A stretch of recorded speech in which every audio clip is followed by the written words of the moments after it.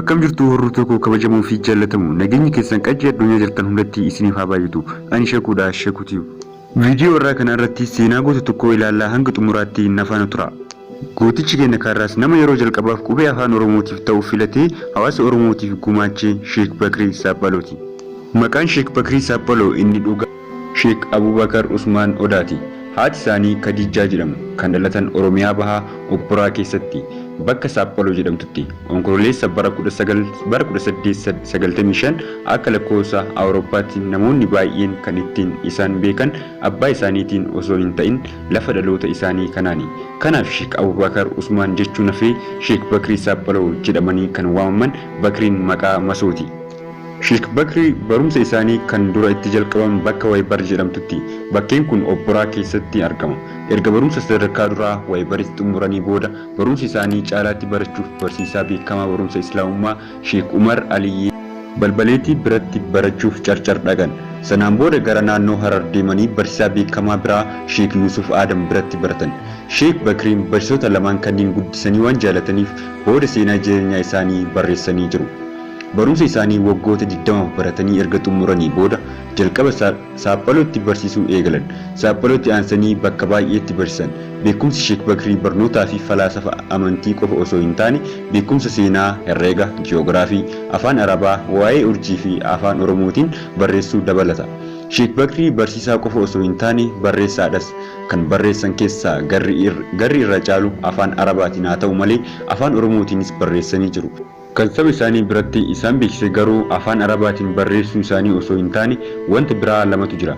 Inni duraa walaloo gaggabaabaa afaan Oromootiin barreessuudha. Walaloon kunniin afaan Oromootiin barreeffamuunii fi gaggabaabaa waan ta'aniif namoonni akka salphaatti akka qabatan taasise. Inni lammaffaan kan Sheek Bakrii saba isaanii biratti jaallatamaa taasise qubee afaan Oromootiif ta'u qopheessuu isaaniiti.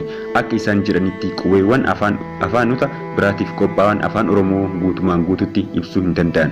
Rakkoo kana hiikuuf jecha bara 1956 akka lakkoofsa Awurooppaatti gara ganda Haajii Coomee Obboraa deebi'anii qubeewwan haaraa afaan Oromootiif ta'an qopheessan. Naannoo dhaloota isaaniitti kan deebi'aniif dalagaa isaanii kana qondaaltota mootummaa jalaa dhoksuu fi dalagaa isaanii kana dhoksuu kan barbaadaniif mootummaan yeroo sanaa afaan Oromoo qubee haarawaan dhiisee qubee sabaatiinuu akka barreeffamu waan hin feeneefi.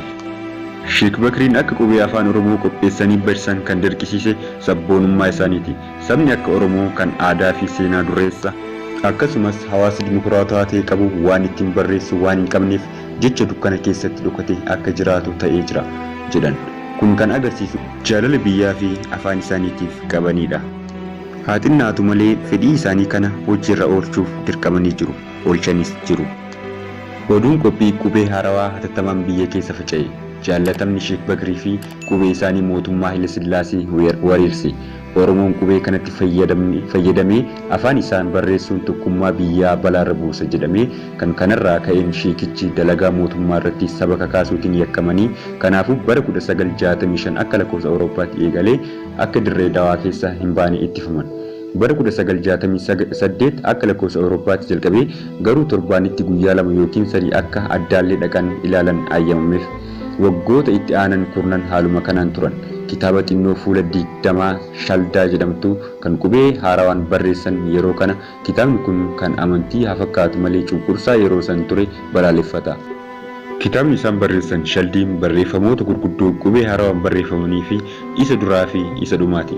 Barri 1978 akka lakkoofsa Awurooppaatti hunda caalaa Oromoo baaf hamaa ture. Keessattuu beektonni Oromoo goolii diimaaf saaxila bahan. Waan kana ta'eef Sheek Bakrii haati warraa isaanii gara Sumaaleetti baqatan.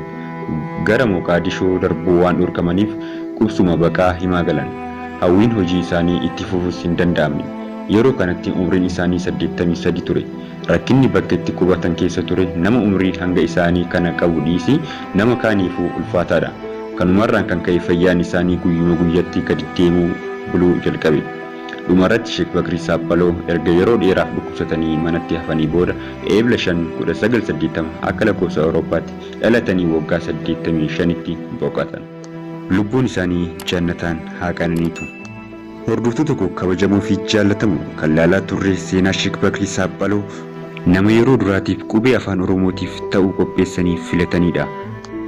Egaa nuti seenaa gootota jajjaboo Oromoo akkanaa kana dhaloota irraa dhalootatti dabarsuun gahee keenya bahuun dirqama.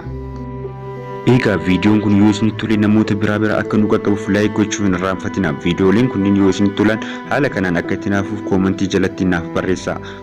Namoonni chaanalii kiyyaaf haaratan immoo chaanalii kun subscribe gochuu hin irraanfatina. Kanarraa kanumaan raawwatee jira.